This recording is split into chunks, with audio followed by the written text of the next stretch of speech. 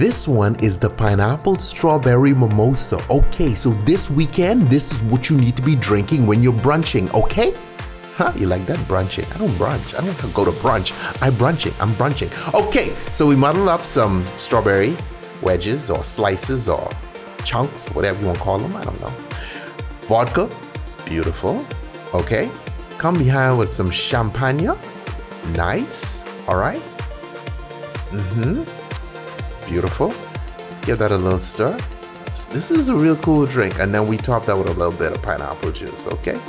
You could use orange juice if you want, but we use pineapple because we like to be different, all right? See that? Sexy, fun, cool.